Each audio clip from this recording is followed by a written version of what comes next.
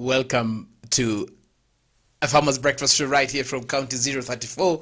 Your host Noah Nasiali Kadima. Hapa tumefika tena, baridi mingi sana.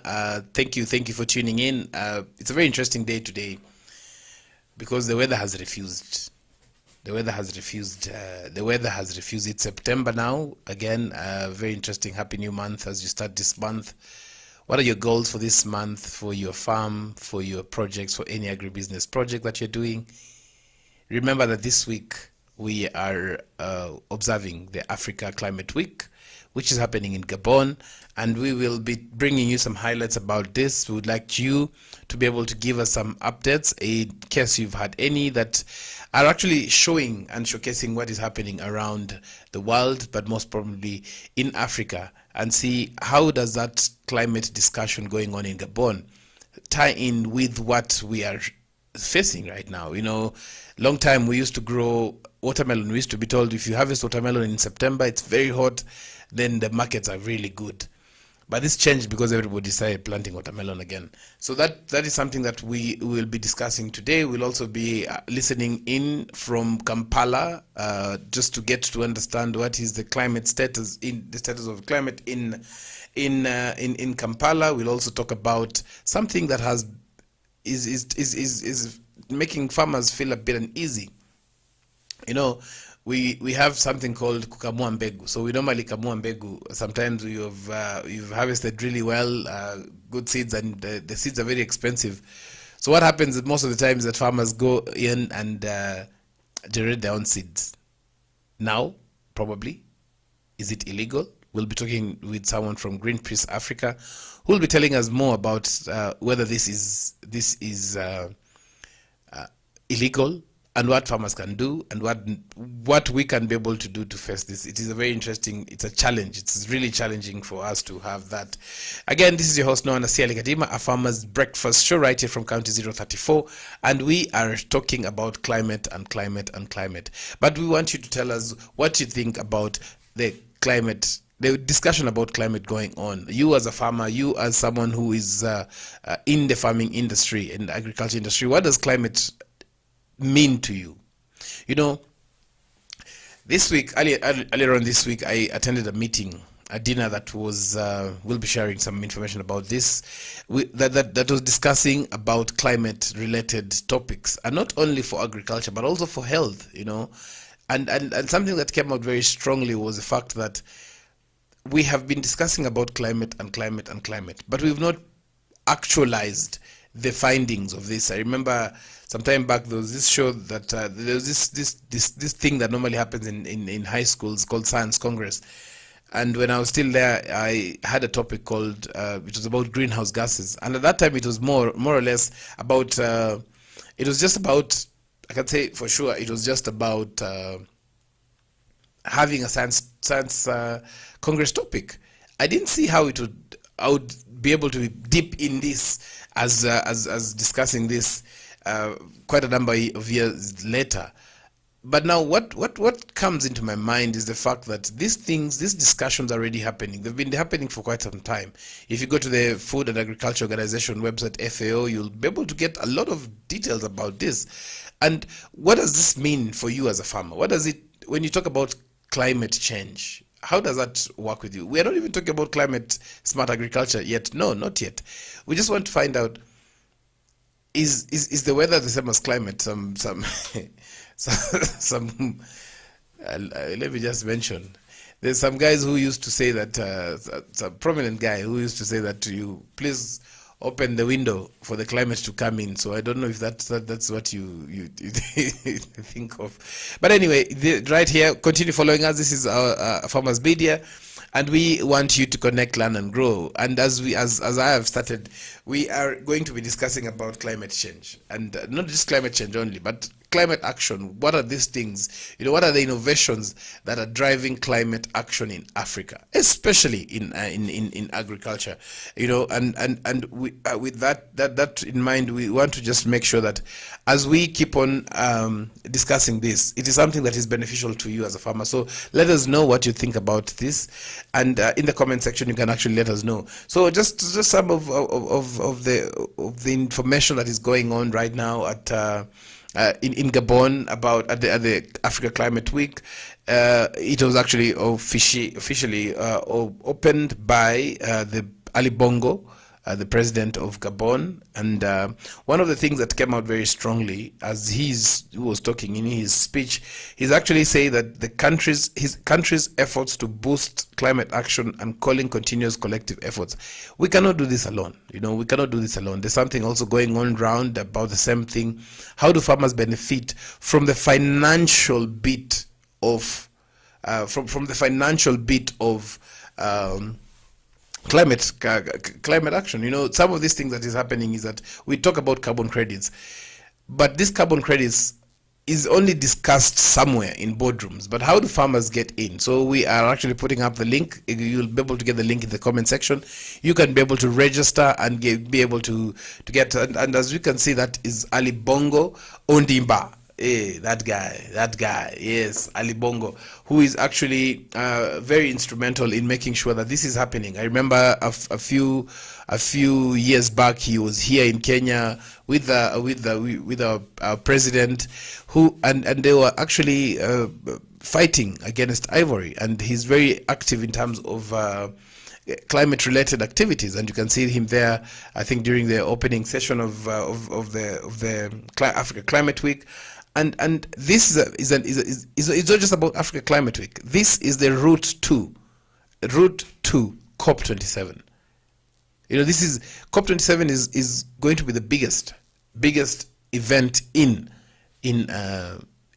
Africa in the next few months. And it's something that you need to be able to ask yourself: how do I, as a farmer, how do I, as someone in the industry, be able to get to that information about how can we improve my activities? How can I be able to change this? So we want to find out what is the impact. So we will be bringing to you some bits of what is happening. But before going on, we will actually go into our traffic update. Courtesy of Mathri Route, we have a very interesting on somebody saying that it's been tight, it's been tough. Yep, somebody actually, Nairobi has been a very interesting time, and we are seeing that with courtesy of Mathri Route, as I have mentioned earlier, we are seeing traffic in and around Nairobi coming up fast. So we will start with Nairobi, and then we see other parts of Nairobi. Obviously, Mombasa Road, they're having a challenge. Mombasa Road has always been having challenges, so I don't know how that can be solved. But as you can see, the traffic update that is going on right now, I can say Upper Hill, actually Ngong Road, inbound to Nairobi town. There's some traffic around Upper Hill, Kindaruma Lane, around there. Community is clear. Again, the other side of Nairobi, Langata Road is also jam-packed a bit around Madaraka Estate coming into town. The Nairobi Expressway is expressway, my lovely road. Hiyo hata kama kuna kitu watu walifanya, hiyo walifanya ya maana sana. These days I can leave studio and go for a meeting. Lunga Road around industrial area, a bit jam-packed both ways. Around Likoni, roundabout, we see Jogoo Road is a bit jam-packed around Njiwa, around Makadara. Jogoo Road there, some jam-packed into town inbound. Jogoo Road around City Stadium is also a bit jam-packed. But let us also see the other side and see whether we can be able to get more update. Yes. So yes, and again, we're seeing what's happening Southern Bypass. Somebody's asking what is happening Southern Bypass between Dagoretti and Kikuyu. Over 1 kilometer traffic stands still, Naivasha outbound. The other side is somebody's asking James Mashari, who's the CS of transport. I am writing on behalf of Mombasa Road users, not the expressway route, but the old Mombasa Road. We have waited a bit too long for the road to be repaired and returned to a better state. That's very interesting. We're seeing low visibility around Kikuyu, Limuru, kama kawaida. Hey, watu wa Limuru, Sijui mulifanyia nini Mungu. Yes. Thika Road. I don't know whether to tell you guys this or not, but anyway, there's an update. Thika Road outbound speed gun outside Mangu High School. Don't slow down because of the speed gun. Speed kills.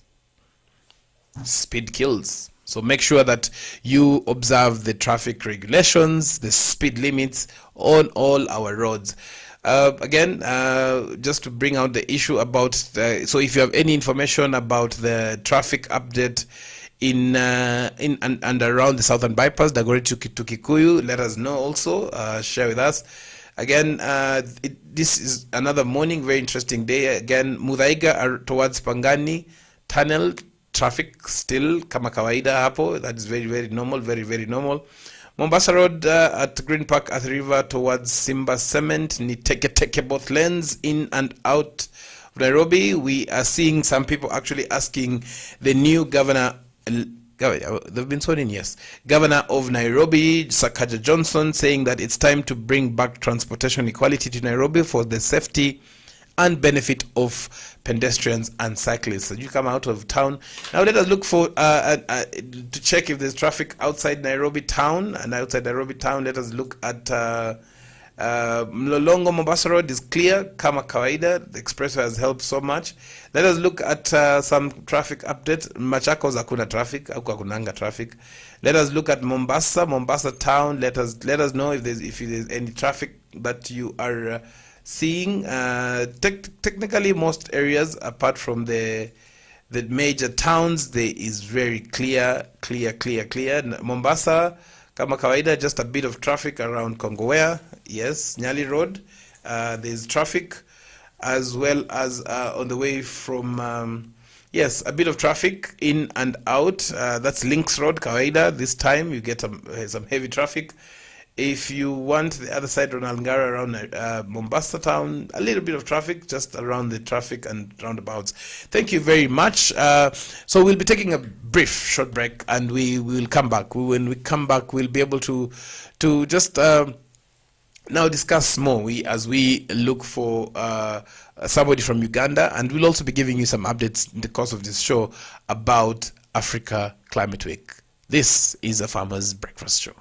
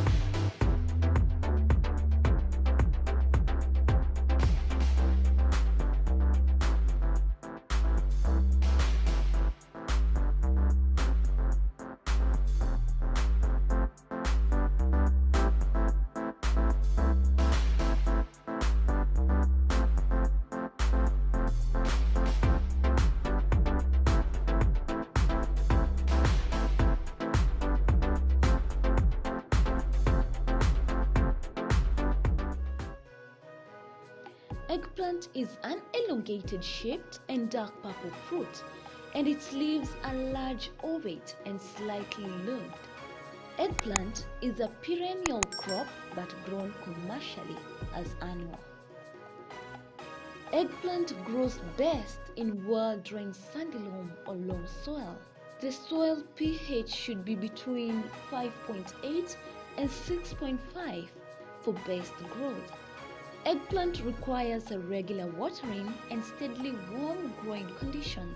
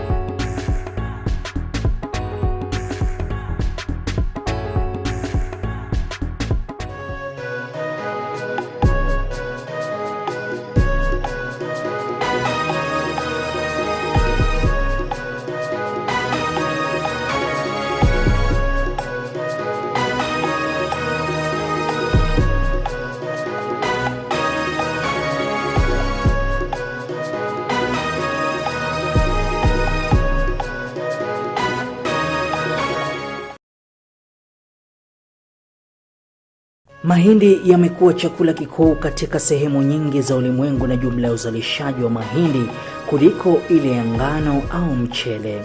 Mbali na kuwa mahindi ni chakula, pia hutumiwa kutengeneza ethanoli, chakula cha wanyama na bidhaa zingine. Kunayo mahindi ya gume, mahindi ya ganda, yaani popcorn, mahindi ya unga na mahindi matamu. Mahindi yanalimwa sana kote ulimwenguni na kiwango kikubwa cha mahindi hutolewa kila mwaka kuliko nafaka nyingine yoyote. Shamba la mahindi linaweza kutayarishwa kwa kutumia njia za kawaida au za kilimo cha uhifadhi. Kilimo cha kuhifadhi ni pamoja na kunyunyizia dawa za kuulia wadudu zilizopendekezwa na wataalamu wa kilimo.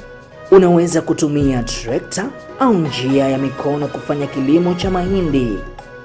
Ni muhimu kuandaa ardhi mapema ya kutosha kuruhusu magugu kukauka na kuoza kabla ya kupanda.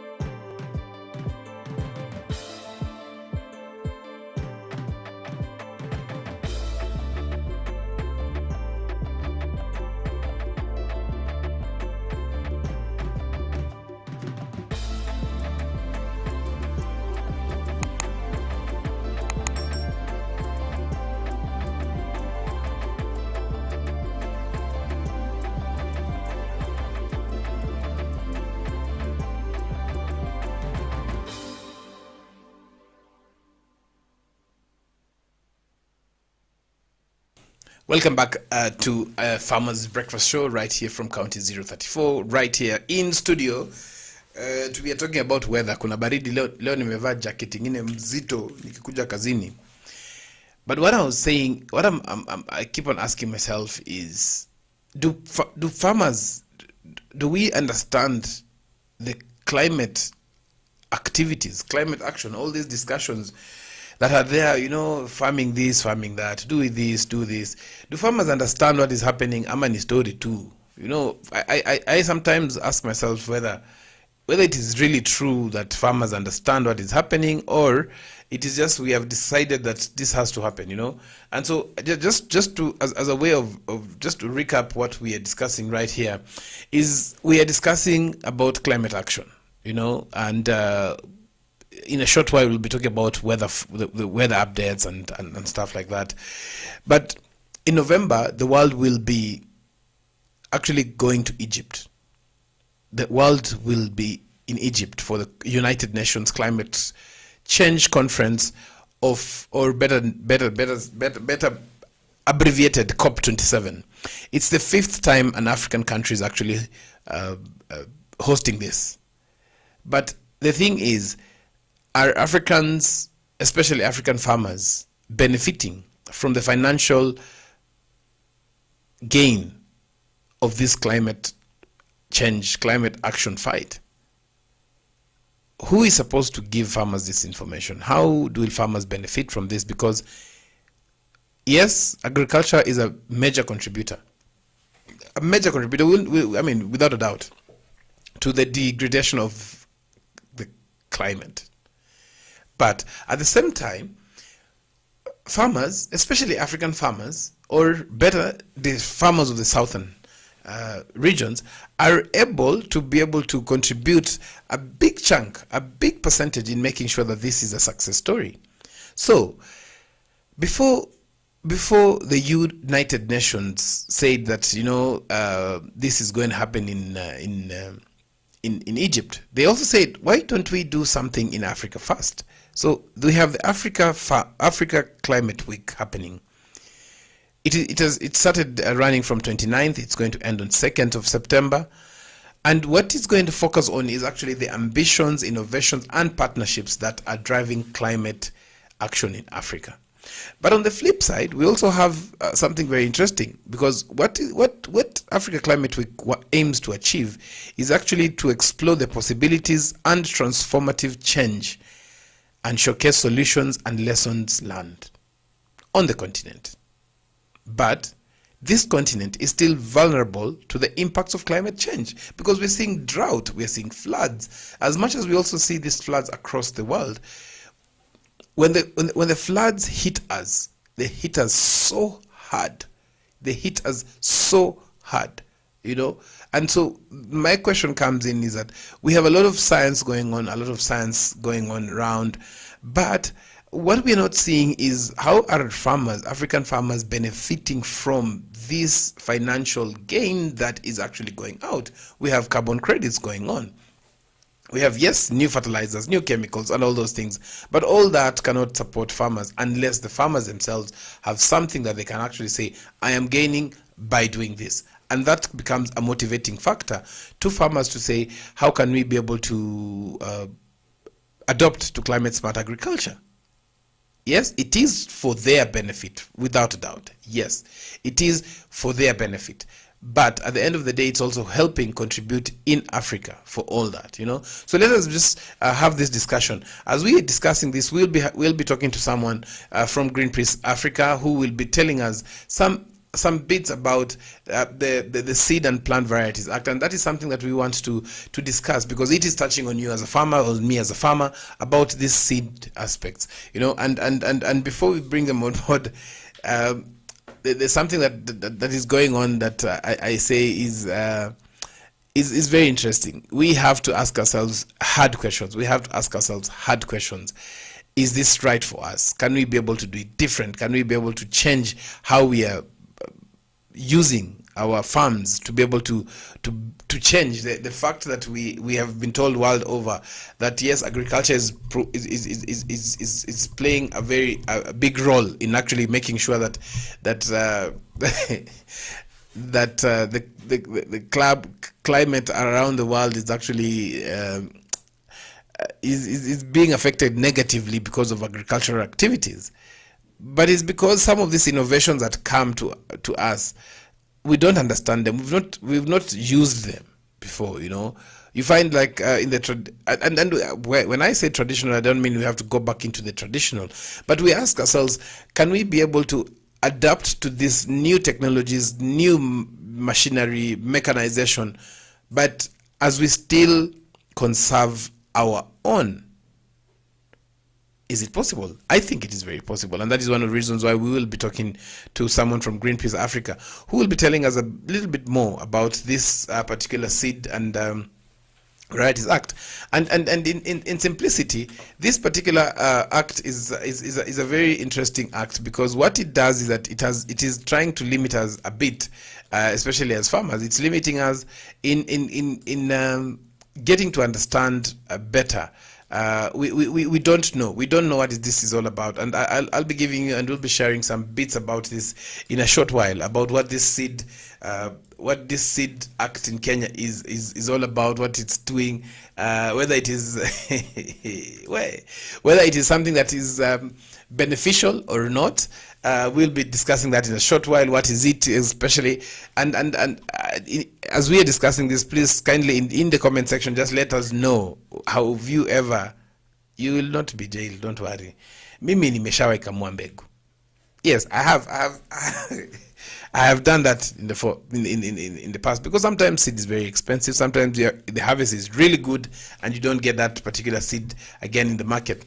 So what is this particular thing? So we will be talking to Greenpeace Africa about this in a short while. But before that, we are going to have we will actually have something here, a traffic update that we would like to share with you of what is happening across the country in terms of weather. We have, I don't know if you have the right slide there. Yes, I think we'll be getting the right one in a short while. But before that, let us just go back into discussing, because somebody has sent me a message and asked me what is the Seed Act. This Seed Act is a very interesting thing. I'll ask our producer to look for the image that has the traffic update. As she does that, we want to see what is this Seed Act. What is this particular Seed Act that we are actually talking about? Is it something that farmers can be able to understand or not? So before the weather update, so I think we can just remove the weather update first as we look for the right image. If you look at that particular bit, I'm actually being told we need to go for a short break. So we'll be going for a short break, and then when we come back, we will be able to have the weather update as we get our guest. But just yes, so we'll be taking a short break right now, and then we come back and talk about this Seed Act, as well as what this means for farmers.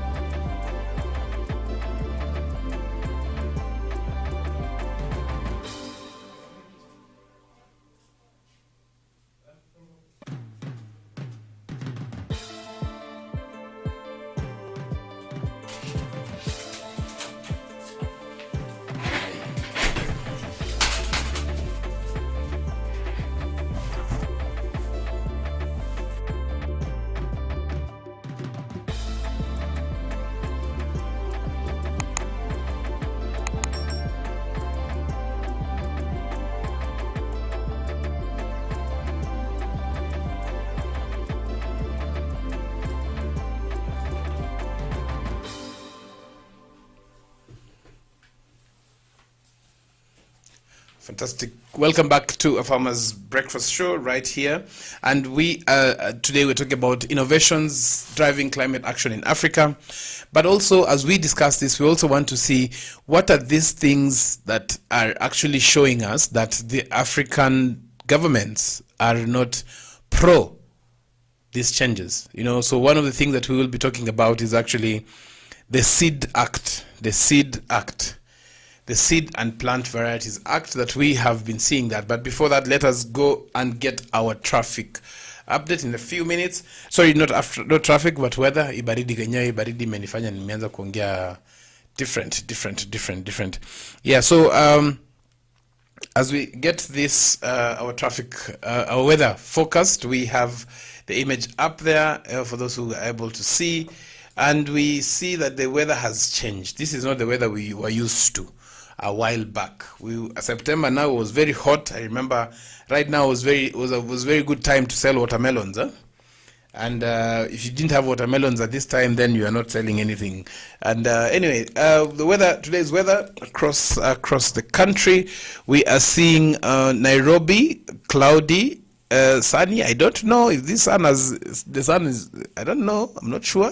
Anyway, but temperatures of 13 degrees centigrade highs and lows of 24. Mombasa 21, a bit warm, and lows of 21 and highs of 29. Kisumu, we have some rains, some showers, sunny intervals as well, lows of 18 and highs of 27. We have Nakuru, highs of 25 and lows of 12, rains and sunny intervals as well. Nyeri, kama kawaida, cloudy and some sunny intervals. I don't understand how we say cloudy and sunny intervals. Anyway, highs of 23 and lows of 12 degrees. Lamu, quite warm, 23 degrees centigrade lows and highs of 28. We see Kericho, rains and sunny intervals, lows of 12 degrees and highs of 22. And in Meru, uko nasikia iyo baridi. If you are working for the county, lazima iyo baridi na kufikia. Here there's some very major changes in the county government there. And then we have minimum lows of 14 and highs of 24. In Makindu, we have sunny intervals, brilliant. Lodo as well, Garissa, Malindi, Voi. Wajir, we have sunny intervals of minimum of lows of 21 and highs of 34. So thank you very much for that. So that is the weather. Keep warm wherever you are. I don't know what has happened, but this is again the effects of climate change. This is the effect of climate change. So as we go back to the second segment of this and discussing about the Seed and Plant Varieties Act, I just want to read straight from the kenyalaw.org what this is. It is an act of parliament to confer power to regulate transaction in seeds, including provisions for the testing and certification of seed, which is okay. For the establishment of an index of names and of plant varieties, hiyo hatujakata. To empower the imposition and restriction on the introduction of new varieties, to control the importation of seeds, good. To authorize measures to prevent injurious cross-pollination, to provide for the grant of proprietary rights to persons breeding and developing new varieties, to establish a national center for plant genetic. That is fine. But there's a part of this that we do not want to say it is okay. So what is this part of this act that we are questioning? This is the prohibiting of Kenyan smallholder farmers from using indigenous seeds to grow food to feed their families. Imagine. So indigenous seeds have been used by farmers since time immemorial to grow food and preserve agricultural diversity. Unasikia kuna ile managu kali, ile suta, ile kali, ile ukikula unasikia tumbo ina shake kidogo. that one now we're being told it is wrong. Actually, what this act does, it prohibits farmers from sharing, exchanging, or selling uncertified and unregistered seeds. This is the punishment: 2 years in prison, or a fine of up to 1 million, or both. Yani ukishare mingi, or both. Kenya's government should amend these punitive laws and allow the sale, exchange, and sharing of indigenous seeds. Let us know if that is something that you think can be done. So what we will be doing right now is that we will get in touch with Helen, who she will tell us more about what she does and who she is.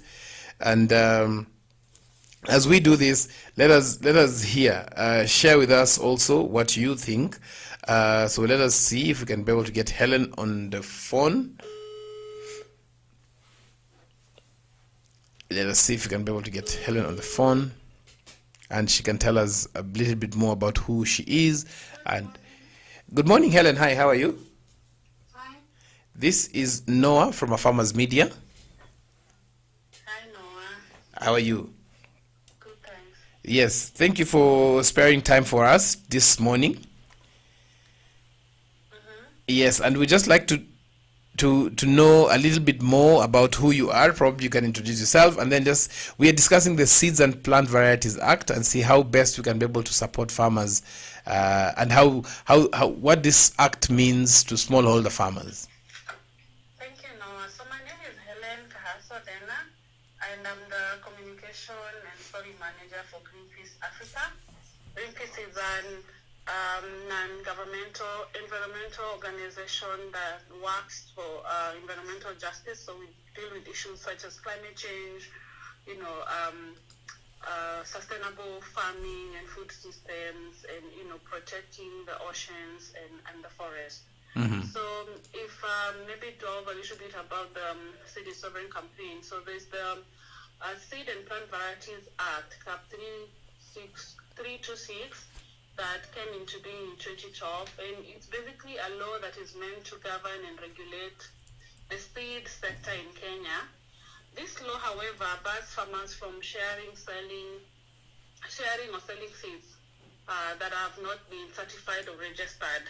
Mm-hmm. And contrary to which farmers who are found to be committing an offense Mm-hmm. by using or sharing or selling their own seeds or indigenous seeds are liable to a fine of up to 1 million or imprisonment for up to 2 years.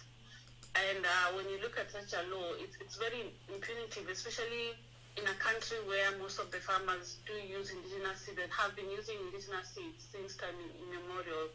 So when we did our research, we found that this law, there was no public participation, and most of the farmers actually do not know that this law exists. So we took it upon ourselves to run a campaign, and the main aim is to ask the government to amend this punitive law and allow farmers, to use their own seeds. Let me ask you, Ellen, why do you think the government decided to bring this ban? Well, I'm not very sure about that, and that is one of the things that is really puzzling, because you cannot bring laws that infringe on your own farmers. And when you're passing such a law, you should also be looking at both sides of the coin, because this law is going to negatively impact our farmers. It's going to be very expensive for farmers to keep on going to the aggregate to actually buy these seeds. And that's a big question that we have on our minds, that why would a state government pass such a law that infringe on its farmers' right when it's the same farmers that feed the country? Very interesting. And when you talk about these seeds, what are some of these seeds? Because it's interesting that sometimes we can say these are seeds from other companies and all that, but which seeds are these that we are talking about? So when you talk about indigenous seeds, there are quite a variety. If I could give you maybe an example of the vegetables, the indigenous vegetable, what people commonly refer as kienyeji. So you have your tereres, your managus, but also it doesn't stop there. We even have farmers, like if you go to the Kamba community, they have the Kamba maize seed, which is acclimatized to the geographical and weather patterns of Ukambani. You know, for instance, Ukambani doesn't experience a lot of rainfall. So because this seed has been there for many generations, it's acclimatized. So even when it doesn't rain as much, they are still liable to harvest. So there are different varieties. You'll have millet, sorghum. So you have the one that are registered, certified, the one that defines the agrobit. But when you go to the local communities, they have seed banks, and these seed banks are where they store these seeds. And that knowledge has been passed. Like you'll find mostly older women will sit with the younger generation and tell them this seed should be planted during this kind of season, you know, such kind of knowledge which has been passed down. And this is part of our culture. So there are a variety of them, and you know, you have beans, you have maize, you have millet, you have even you know, sweet potatoes. But yeah, a lot of varieties which are still being kept in those seed banks, and that's why it's very, you know, I don't even have a word for it for the government to say now when you want to sell or share, you have to, you know, register these seeds, because indigenous seeds, no one owns indigenous seeds, so you can't go to the government, I mean to KEFIs, because that is where they're supposed to do the registration, and say I want to register, you know, managu or the Kamba maize seed. It doesn't belong to anyone, and that's why it's all absurd, because, you know, it belongs to the community. And seeds, as it may be, it's the one single unit that, I mean, you cannot miss when you want to plant. If you don't have a seed, you basically don't have food. You can't plant anything, so you can't really say you have to register these seeds. So interesting. When I'm hearing you speak, it is something that the smallholder farmers have a very important role in fighting hunger. And now, in this campaign, how are farmers coming in to also participate in this campaign? So actually, the farmers are the people who feed us, like you've just said. So in this campaign, the farmers are the people who are actually going to be at the forefront of asking the government to amend the seed law. It's not just about Greenpeace. I mean, it's not just about me and you. It's about the rest of the country. It's about food security of the country. And like I said, farmers, smallholder farmers, you know, provide up to 70% of what is consumed in the country. So in May and June, we actually, you know, visited farmers in 4 counties just to get to understand, because, you know, sometimes you might think maybe there was public participation, and farmers were shocked. They're like, we do not know about this law. This is something that we have been doing and we will still do.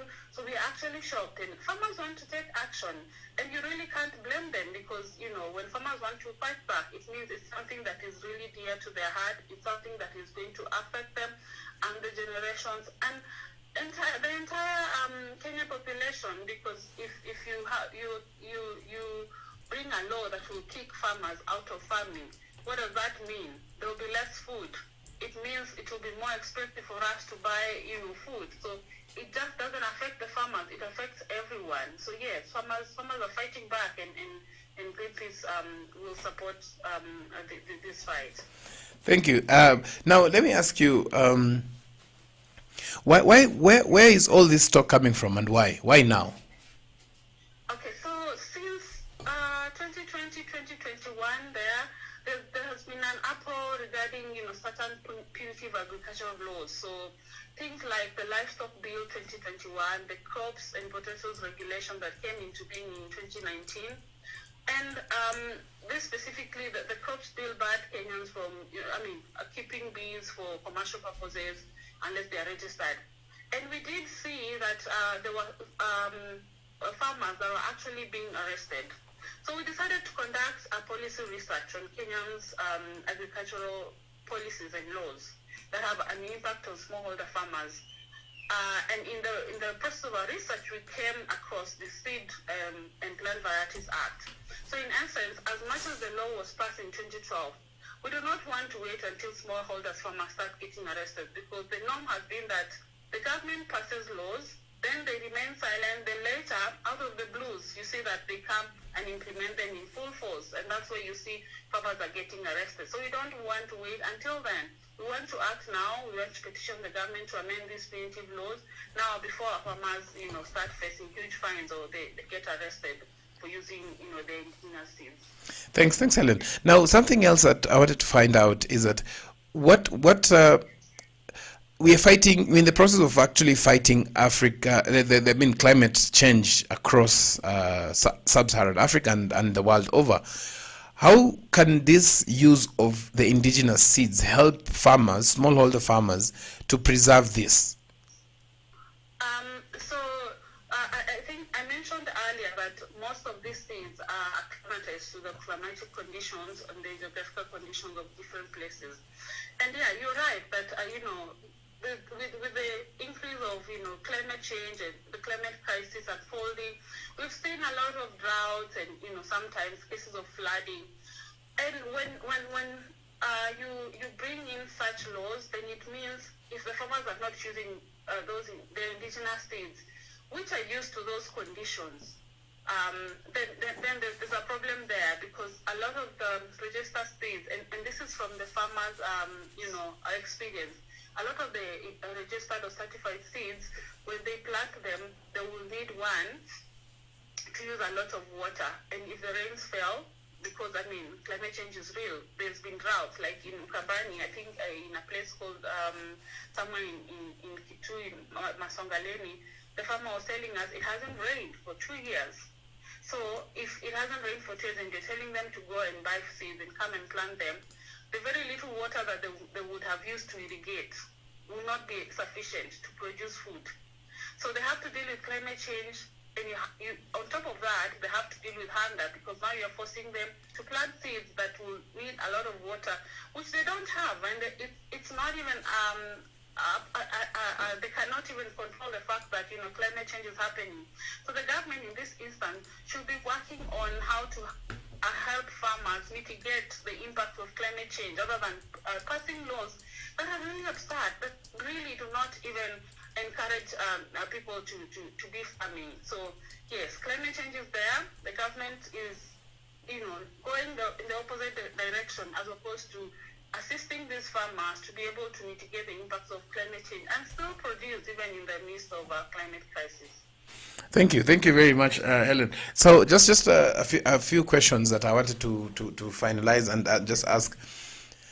When smallholders come together, they have a force that they can be able to be, somebody can listen to them and things like that. Yes. Why are farmers not coming together to be able to fight this? Because talking to some farmers, they do not even know about this seed act. What would your message be to farmers? So that is the issue right there. Farmers are not aware. Farmers are not aware that this is happening. So from the research that we did, and that is why we're trying to create awareness. The few farmers that are aware are already, coming together and, lobbying the government, and very soon, maybe you'll hear something about it. But the ones that are already aware are coming together and they want to take action. Like I'm telling you, farmers will not take this lying down. Farmers are going to fight back, because, there's a huge chunk of them. But the issue here is that most of them are not aware. Most of them are not aware that this law exists. And that's the same thing that made us to actually act, because this law can remain silent, and then 5, 6, 10 years, who knows? The government will just wake up and start implementing this law, and then farmers will just start getting arrested. And in Kenya, they'll tell you, ignorance is no defense. So you end up in jail for something that you completely were not aware of. And that is one of the things that we want to do. We want to create awareness. We want to educate the farmers. Then once they have this knowledge, then they can take action, because when they all come together, they are a force to be reckoned with. Yes, thank you. Now, as Greenpeace, How do farmers get in touch with you, and what are these specific things that, because there's a lot of things that you're doing, excellent work like the plastics and all that. How can farmers, smallholder farmers or groups of farmers come to be part of Greenpeace? So first of all, before I even get to that, what we've been doing doing a lot of capacity building with different farmers. Mostly, previously we've worked with 3 counties in Ukambani, Kitui, Machakos, and Makueni. Right now we are also still working with farmers, but across other parts of Kenya as well. They could reach us through maybe our website, but also I could even give you my number. They could call me, and we could chat back to them, because I mean maybe our website or email address might not necessarily work for farmers, because most of them might not be able to access an email. But we usually work with them when they're in a group. So we reach out to maybe the leader of the group. We plan, and then we travel and meet the farmers, and then we continue with the engagement. So if it's okay, I could give you my phone number, and yes, if there are any farmers who would like to reach us, they could give me a call. So my number is 0717 104 144. I'll repeat, 0717 104 144. So farmers can reach out, and then we will definitely, call them back and get more information and see how we can work together. Good, thank you very much, and we're looking forward to seeing how farmers can be able to get more knowledge, to be able to understand what is happening, in their industry, because the era of farmers just producing without knowing what's happening is long gone, and now farmers have to really know that is happening. So another question that I have before we end is that we are talking about climate smart agriculture right now. What is the role of Greenpeace? Is that a space that you are involved in right now, in sensitizing farmers to adopt to climate smart agriculture practices? So what we've been pushing mostly is sustainable forms of agriculture. So we realize that with climate change and all that, farmers really have to look for ways of being able to produce even with the conditions that have been changing day in, day out. So we usually, most of the time, capacity build farmers on what we call ecological farming. So ecological farming basically means, farming that does not involve fertilizers, inputs. You really use things like indigenous seeds, you use manure, you use, compost. And in that sense, you're protecting the environment, but also the health of the food that you eat. So in that sense, ecological farming also encourages the use of, agroforestry. So you growing trees with or together with the crop. So that's what we've been really pushing for, and a lot of the farmers have that it really does work, because it's also, other than just being able to sustain them, it's also very affordable when it comes to the input that they have to spend, because they don't have to keep on going to buy fertilizers, pesticides, seeds, and all that. They just have to use locally available materials to prevent pests and diseases. So yeah, that is what we've been advocating for as Greenpeace Africa. Thank you very much, Helen, for sparing some time for us, and we are definitely sure that we are going to be able to link farmers. Again, I'll just repeat for those who missed out the number. It's 0717 104 144 to be able to get in touch with Helen and Greenpeace, so that they can be able to see how farmers, the information that they have, that we can be able to share and grow together. Thank you very much, Helen, for that, and have a brilliant day. Thank you, Noah, for having me. Bye. Yes, for those who've been listening, we've been speaking to Helen from Greenpeace, who is actually the communications and story manager, who is able to, who has told us more about the seed and the Plant Varieties Act of 2012 and how punitive it is, and what they're trying to do to make sure that farmers are not actually facing these challenges as well. We will be taking a short break, but before we and when we come back, we will now dig in deeper and see this weather that we're talking about. What is this weather that we're talking about? So we are taking a short break.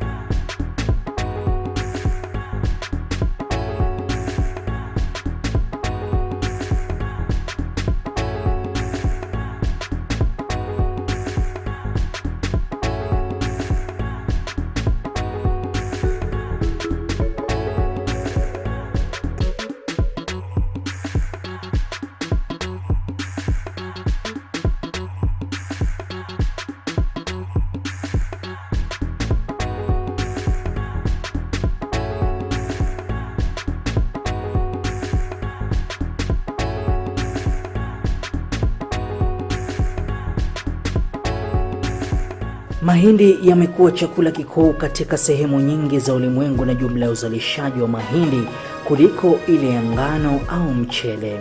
Mbali na kuwa mahindi ni chakula, pia hutumiwa kutengeneza ethanoli, chakula cha wanyama na bidhaa zingine. Kunayo mahindi ya gume, mahindi ya ganda, yani popcorn, mahindi ya unga na mahindi matamu. Mahindi yanalimwa sana kote ulimwenguni na kiwango kikubwa cha mahindi hutolewa kila mwaka kuliko nafaka nyingine yoyote. Shamba la mahindi linaweza kutayarishwa kwa kutumia njia za kawaida au za kilimo cha uhifadhi. Kilimo cha kuhifadhi ni pamoja na kunyunyizia dawa za kuulia wadudu zilizopendekezwa na wataalamu wa kilimo. Unaweza kutumia trekta au njia ya mikono kufanya kilimo cha mahindi.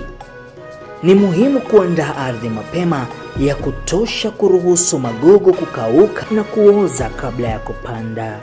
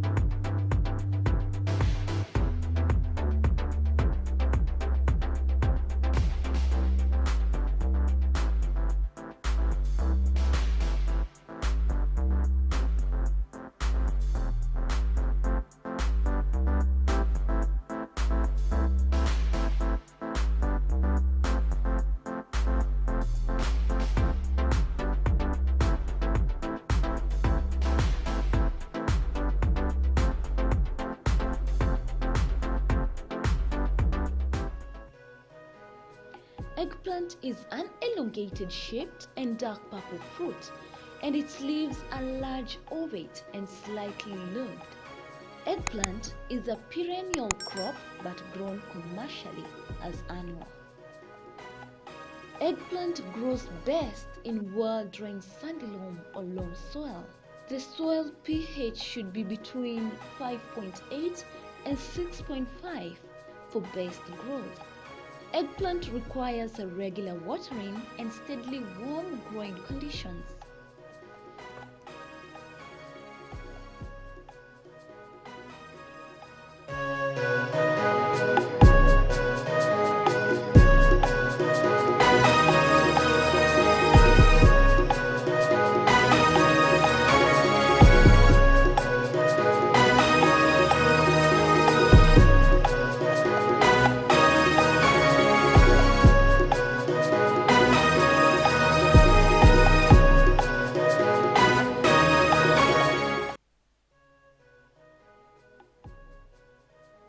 Papai ni moja ya tunda mashuhuri kwa kiasi kikubwa nchini Kenya. Pia tunda hili linaweza kuwa na faida mbali na afya katika kukuza uchumi wa mkulima wa zao hili. Pia linaweza kuwa chanzo kikubwa cha pesa za kigeni kwa kuuza nje ya nchi. Uzalishaji wa papai nchini Kenya ni kwa kiasi kidogo ukilinganishwa na mahitaji ya watumiaji. Hivyo inahitajika nguvu zaidi katika uzalishaji wa zao hili. Zao hili limeshamiri kote nchini kwa kutoa mavuno bora. Ungana nami niweze kufahamisha bayana na kwa undani kuhusu zao hili la paipai.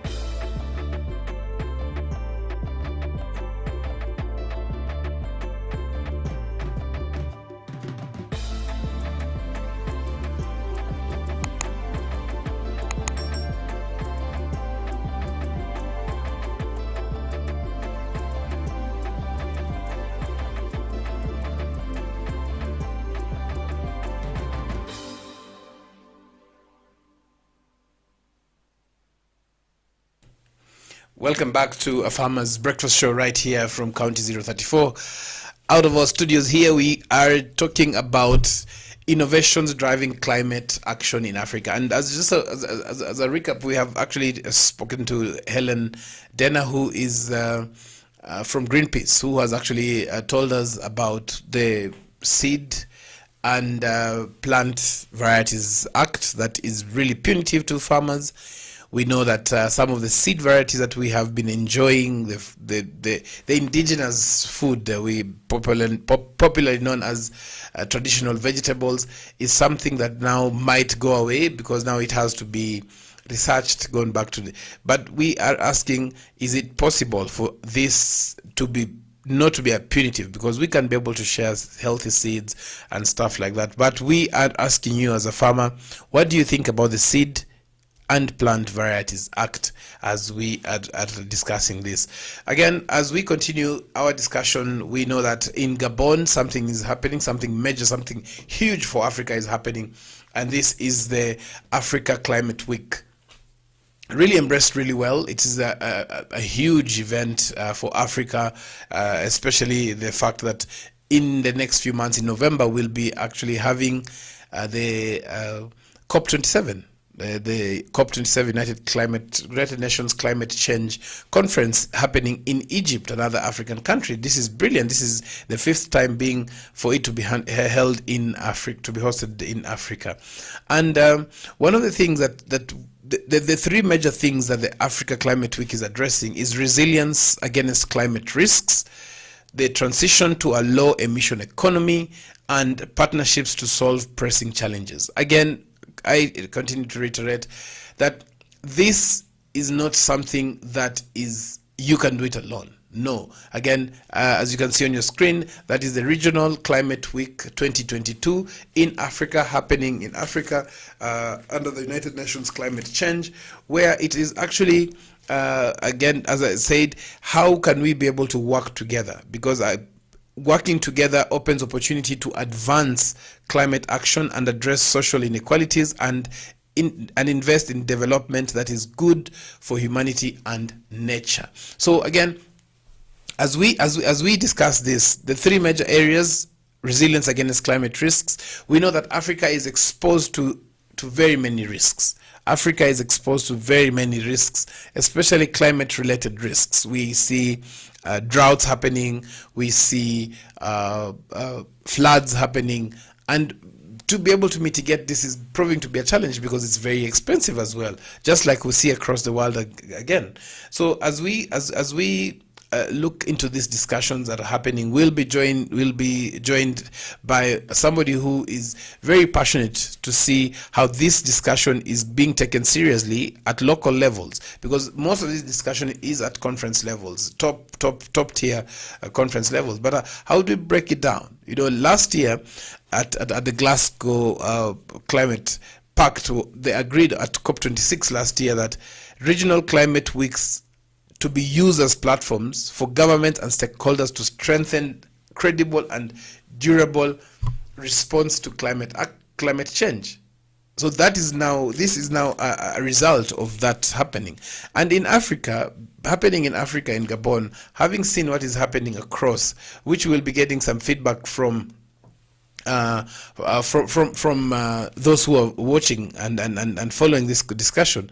One of the things that we want to see is who are these partners? And again, yes, top tier partners. We are seeing UNDP, we are seeing UNEP, we are seeing World Bank Group coming in, we are seeing African Union, Africa Development Bank, which is very key and a huge supporter of farmers. We also see UNECA and UN Gabon happening, going around that. But what we're asking ourselves is, how can that be localized? So we will be giving you some of the updates directly from Gabon. We will be sharing what the schedule is like for the discussions going on right now in Gabon. And as we discuss this, we want to ask you as a farmer, we want to ask you in the industry, what is happening? What are you doing? What are you doing that is right? What can you benefit? What questions do you have? Do you know what COP27 is? So that is something that we want to continue discussing in this show. But going back to who is working with farmers on this, we will be talking to someone called Robert Mokio, and we'll be calling him in a short while for him to let us know what this means, what COP27 might mean for African farmers. And of importance is the fact that it is not just about producing food. No. It goes into preservation, it goes into our soils, it goes into the quality of our soils. And I've been told that during the mid-morning show, we'll be talking about some of these aspects, especially soil related. That is normally a topic. I don't know why they've not told me to also sit in the show. But as we discuss this, one key thing is, do you as a farmer, do you as a smallholder farmers understand your role in fighting climate change? And from next week we will have a series of a few videos that we'll be sharing with you from some of our partners who will be telling us what is climate smart agriculture, What does it mean for you as a farmer? For me as a smallholder farmer, what does it mean? What can we do differently? What can we do? What can we change in the way we do things so that we can be able to see this? Because we are seeing the weather has really changed, and the weather is changing because of man, and I don't know, when it comes to damage, it's normally not gender based, but anyway, let's stick with that. Because of man's activities in introducing the quality of the air we breathe in. You know, the other day I was seeing the shells, the different types of shells that are natural and those are not natural.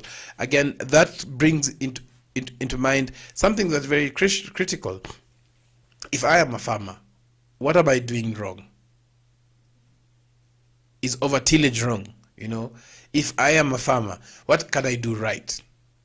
Reducing tillage, use of manure, important, very important things that we can be able to do.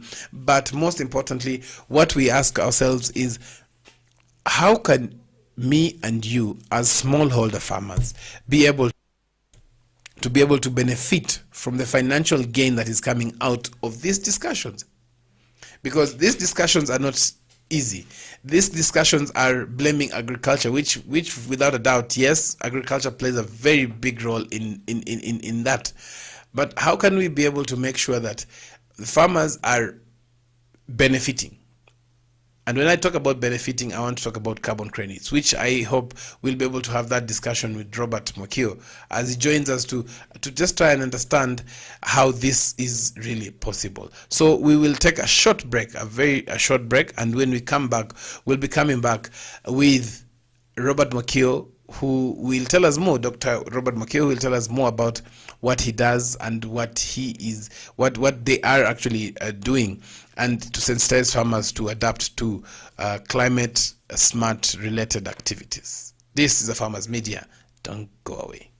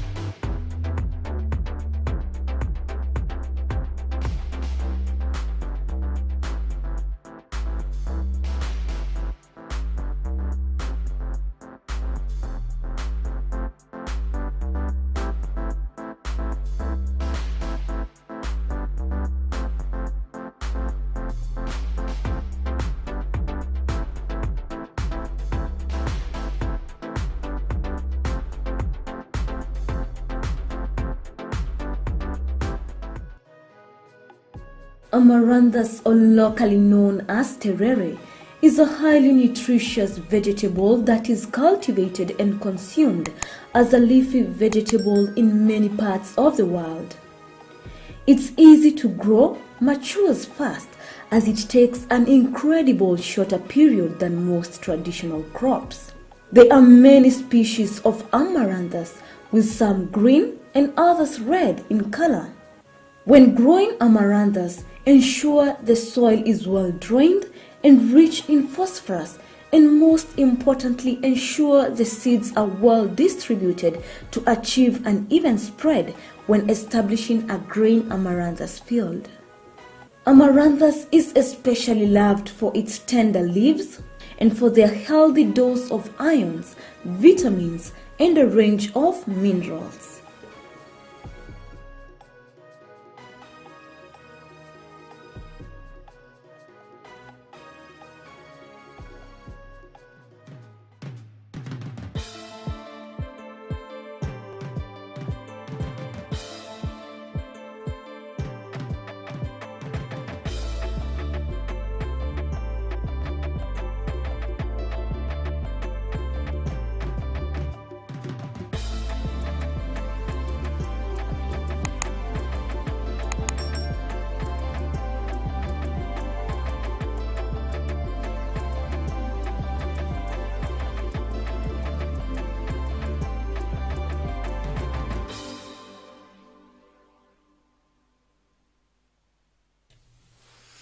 Welcome back to a Farmers Breakfast Show right here from a Farmers Media.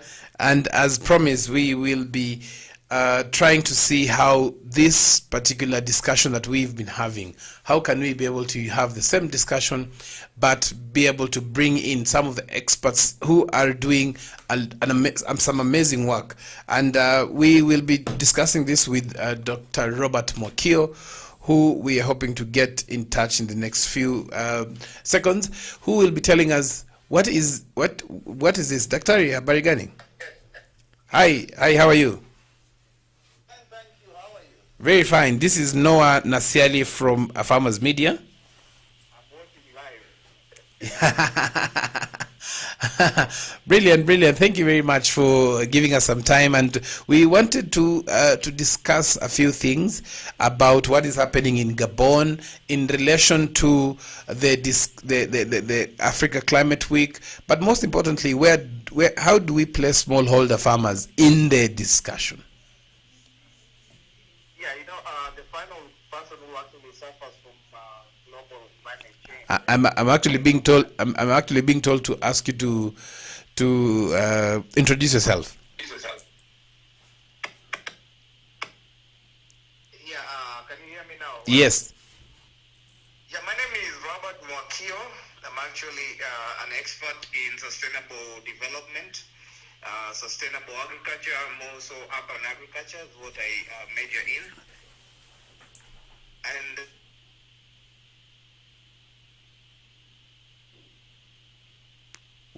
We are losing you. regarding climate change. So for all those who follow me, you can get me you can just Google Robert Mwakio. We have written articles on so many things on agriculture.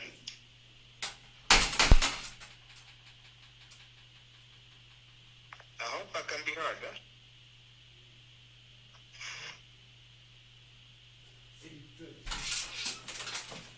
Hello? Yes, we can hear you. Yes, basically, I've introduced myself, Robert Mwakio, doctor, and anything sustainable development, you can ask me. Also, when we're tackling climate change and agriculture, which we'll be discussing today. Brilliant. So, what does Africa Climate Week hope to achieve? Well, there's a lot. Where is Africa in terms of climate change? You see, we always lag behind when it comes to discussing climate change, and most of the time during the convention, the United Nations Global Climate Change Conventions, we are normally left behind because the major decision makers are the big countries, they actually call the Big Seven, the major industrialized nations in the world that actually have quite a say in terms of global climate change. But where is Africa? Africa is actually suffering from the impacts of global climate change, despite us not being very industrialized. Yeah, because big countries like China and United States and India actually emitting a lot of carbon to the atmosphere, and unfortunately we all share the same atmosphere. So countries that do not emit much of the carbon emissions are the ones suffering. So Africa as a whole has to, come up and have a say in terms of policy making. In terms of policy making and policy implementation when it comes to global change, global climate change, because we are normally behind as a continent in decision making. Good. So when you talk about Africa being behind decision making, does it mean that our countries and African countries have are not willing to be able to have this done right, or what does that specifically mean? I mean, we are doing well. Like in Africa, remember we are not really industrialized per se to say that we are contributing a lot to carbon emission, but not that we are not. We are really doing that, especially with impact of urbanization, rapid urbanization, industrialization. So many people are buying cars. We have a lot of emissions from industries around the big cities.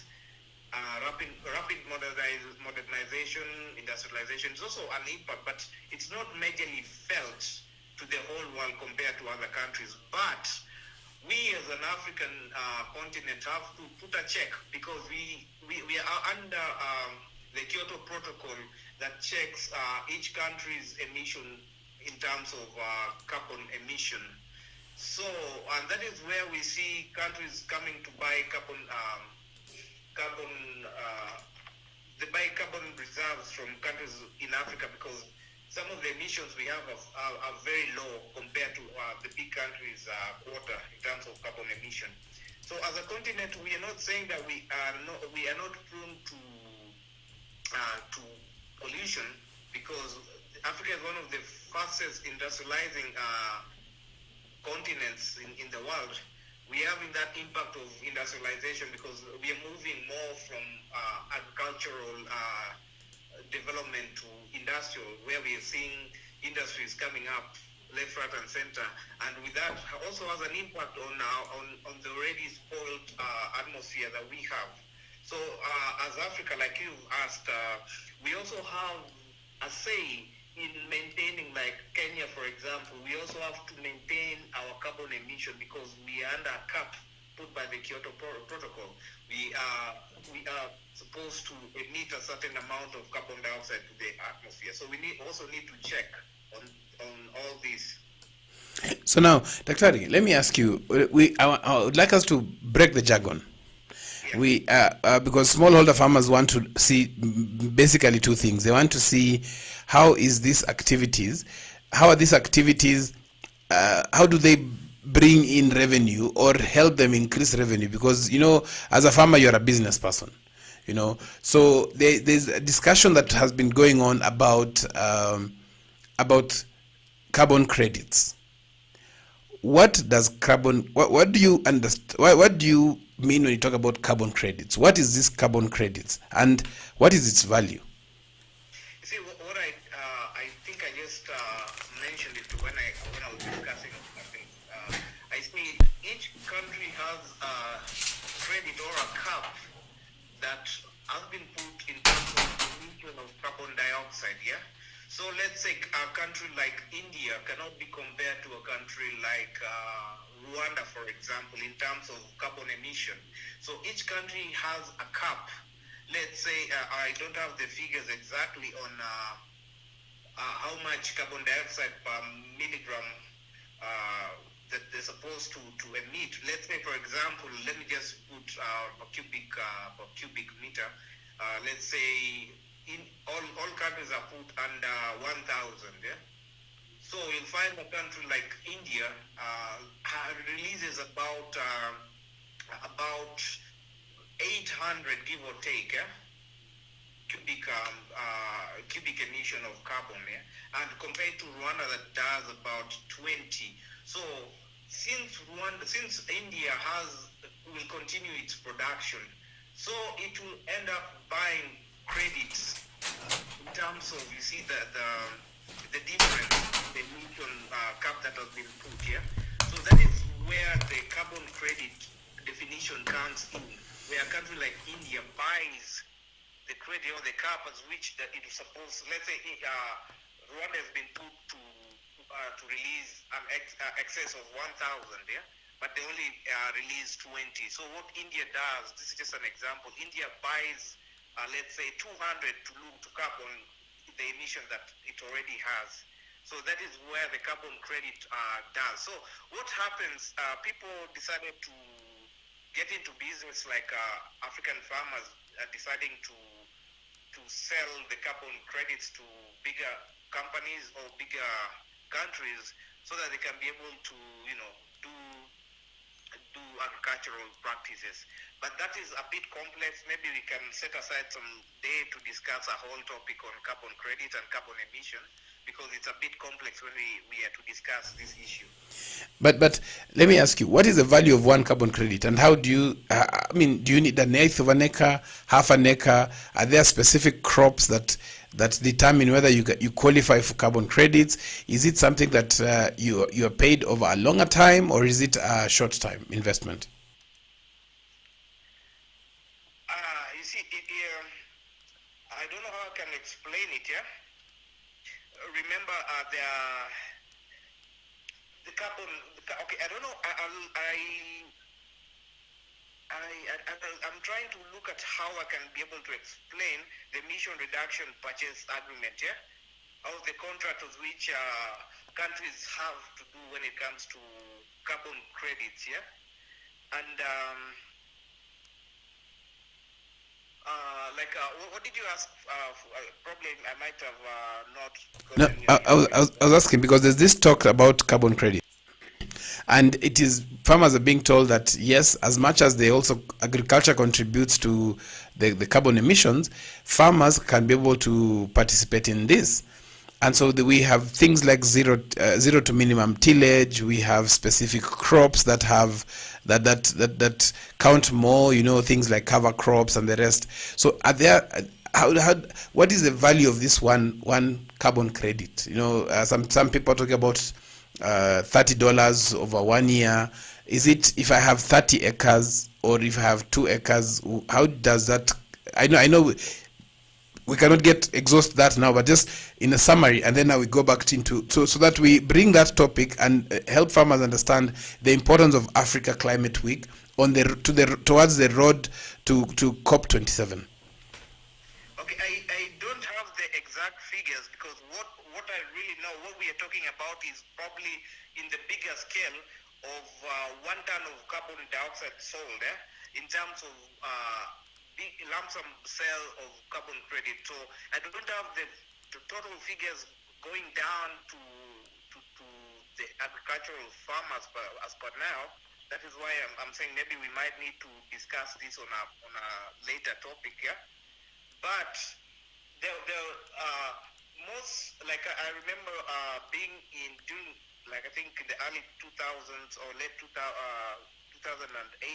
there, I remember we were working on a project on carbon credits in Coast, where I remember farmers were being encouraged to plant a specific kind of tree, yeah? And I can't remember the name of that tree, but for that they were being paid, I think, $50 per acre for the carbon credit. But I do not have official information to this. Probably we can postpone this yes for a later date. Okay, so now let me ask something. Africa Climate Week, smallholder farmer, what is the disconnect? Now, you see, climate change has as the ultimate effect to the common farmer. Like you're seeing the issues that are affecting farmers right now are in terms of delayed rainfall pattern or distorted rainfall patterns. We have like here in Kajiado, which actually is experiencing one of the worst drought situations. You're seeing the common farmer is actually suffering so much when it comes to climate change, and what at the end of the day, what this convention, which is basically being funded by the United Nations, is supposed to be helping African farmers to understand the impact of climate change in terms of production. You see, we as Africans are really used to weather-controlled kind of climate agriculture, where we know that we're supposed to plant during the before the rainy season. Rainy season takes this amount of time. We'll be harvesting before this time. So at the end of the day, we are left wondering what is the impact of this climate change to the farmer as we're experiencing right now. So this Botswana Global Adaptation Week, actually, we are looking at how farmers can be able to adapt to the major changes in climate change. That's one of the most important things. So they are also looking at something called the National Adaptation Plans, which is being, the branch of United Nations that looks at the climate change is the UNFCCC. I think you know about that. Yes. Yes, the one that came up with the Kyoto Protocol. Yes. And the Paris Agreement. So remember,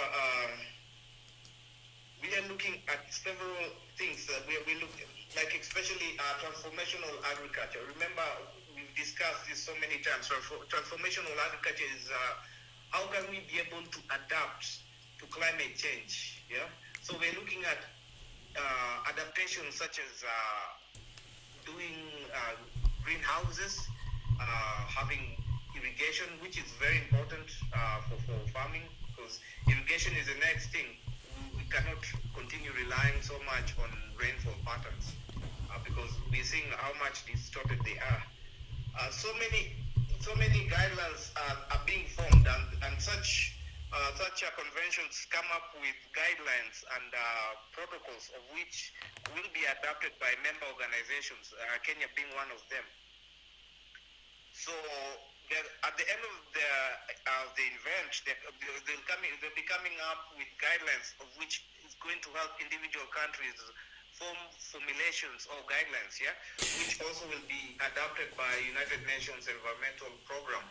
For example, now the common farmer, how are we going to have an impact out of this? Exactly, because see, the Africa Climate Week is what in Glasgow last year in COP26. What happened is that they say that we need to have regional based climate weeks, weeks or months prior to the main COP events. But these are protocols that have always been there. This is the fifth one happening in Africa. What has changed? Is it important? Is it that Africa is just filling in the gap of, oh yeah, we need to talk about Africa, and it's the same thing going around. For Africans are the ones who are suffering the most when it comes to climate change effects, because the droughts are there. Yes, we also have droughts. We have fires in California and the rest. We saw the other day in Germany there were serious floods, and I mean, as we were discussing this, there's just an article that actually I've actually seen. The developing worlds are really suffering out of this. There's actually some floods happening in Pakistan, and it is actually Antonio Guterres actually has said that these floods are epochal and a monsoon on steroids. Why do we keep on discussing? Is there anything that can be done as we keep on discussing, so that instead of setting new policies and having too many conferences, there's developing, we're actually saying that we are monitoring, these activities are going on right and stuff like that? Can we be able to have that? Because sometimes it feels like, yes, discussions are going on, but it's still always a new discussion and not monitoring and saying, we tried this, it didn't work, we tried that, didn't work. We are not seeing a serious sensitization on growing trees. And if it's trees, is it all trees that are carbon friendly, or are there fruit trees, or what is it? No, you also have to. You also need to understand that each country in the world is a signatory to such protocols. Yeah, and remember, like the Kyoto Protocol, where so many all different countries were told to come up with individual policies that will dictate or will be able to check on the emission of greenhouse gases, yeah, and they put a cap to different countries, and also in terms of funding, which countries will be able to fund. Like we look at the developed countries funding to enable these protocols or these laid out policies go down to the ground level. So you have to realize that so many of these countries are, especially in Africa, dictated by some of the outcomes or some of the policies that have been established through such conventions. And remember, okay, you asked about why there are so many of these meetings or conventions all the time. Remember, there are also a lot of money that is there's money out hiyo jile wanasema tuambiane ukweli, kuna pesa pia, kuna padiem hapo. There's always funding, like there's a lot of funding that have been put aside to come up with policies. And probably Africans are the best when it comes out to making policies, but very poor implementation. Now the implementation comes in when you start having you're seeing the monsoon that is really causing devastation in Pakistan. But now, don't forget, we also have our own problems. The flood period in Kenya that comes over November, December there, yeah, in places like Budalangi and the likes. Remember, I was just reading briefly before we got into this conversation. 20 years, I mean, if we do not, there was a report that was put, I think, by NASA, I think by NASA, is that if we do not do anything about climate change within 20 years from now, if no policies are done, or if we are not checking, or we are not doing radical measures to check on carbon emission, in 20 years, it's going to be catastrophic. We'll be having very bad drought situation. We'll be having severe famine. We'll be having monsoons. We'll be having floods, and it's going to be worse. Now, where does Africa come in? Now, we have our own, we need to come down with our own policies. Like here in Kenya, we are signatories to the United Nations under UN. We also have UNEP here in Kenya. But you remember, at the end of the day, it's the individual farmer. It's that person who goes to the farm who actually suffers. Now, the country, the government has the mandate to protect the farmers from such radical or such issues that comes out from drought situation. What is happening now, here in Kenya, where so many places are experiencing very severe drought situation, we have funds that have been put aside. Now, such funds should be channeled to come up with, to look at some of the things that they're discussing in this convention. There are eight strategies that they are looking at here. But one of them is regenerative food production, and another one is looking at water, natural resources, equitability, and inclusivity. Yeah, but also we also look at lifelong environmental stewardship. Yeah. So under lifelong environmental stewardship, how can an individual person like you and me help in coming up with strategies that will help the country, avert the issue of climate change? Simple. Tell people, plant trees. Yeah. Now that is where the enforcement is a challenge to us, like in Kenya right now. I've seen places like, I've worked in Rwanda for, I think, 2 years.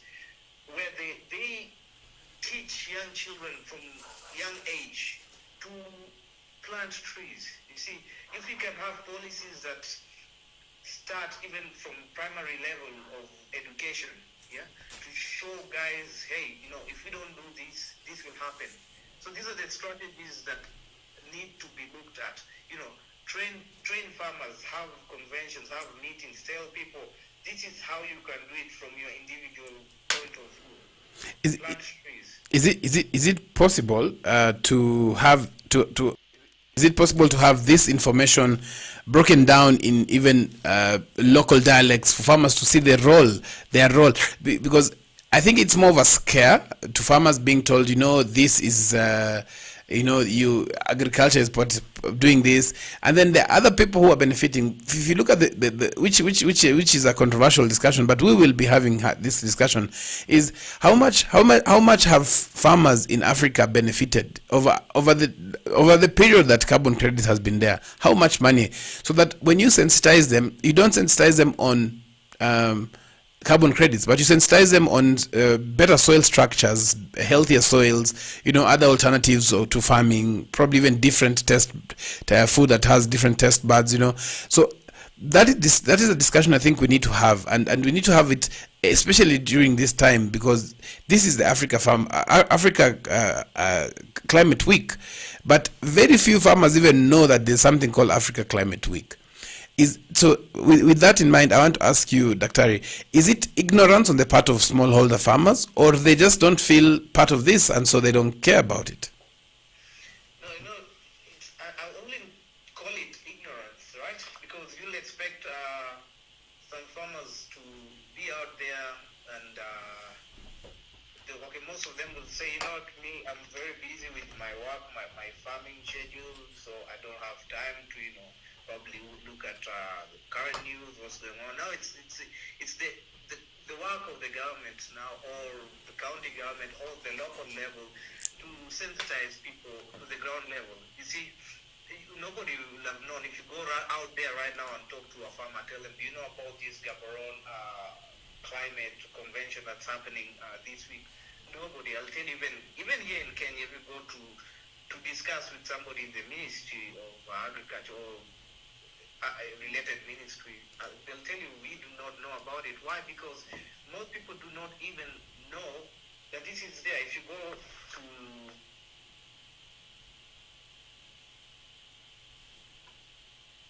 Hello? to what's going on in terms of very important issues such as climate change that affects a farmer. A farmer already knows that there are people who are tasked to follow up and try to see how they can mitigate on issues on climate. So some feel like it is not their mandate. They've not been sensitized to take the mantle, feel that they can be able to be a part of the change that prevents climate change. But now problem is people will leave this to the policy makers. They'll say, okay, fine, watch it. So at the end of the day, the information is not decimated, or it's not taken to the ground level. So basically, we do not have a clear channel of which most of these farmers are given information. Information is key. So if we have like forums, or if we have discussions or meetings, and through such meetings, and this is why we have such conventions with the world actually. So they're supposed to be broken, to be taken down. The policy is actually supposed to be explained and broken and taken down to the local level. Yeah. So that is why even the carbon credit trading is not. Most people do not even understand how it operates, and that's why I was telling you now. We need to have a day we discuss this carbon credit so that people can be able to understand what it entails. It's not about just money or about what it's about how you can even improve your soil, how you can have a sustainable agricultural practice. Brilliant. Thank you very much. Daktari, for joining us this morning, and as we discuss these topics, and we are hoping that this discussion now we will be able to break it a bit even further, because we don't just want it to to go away. The Africa.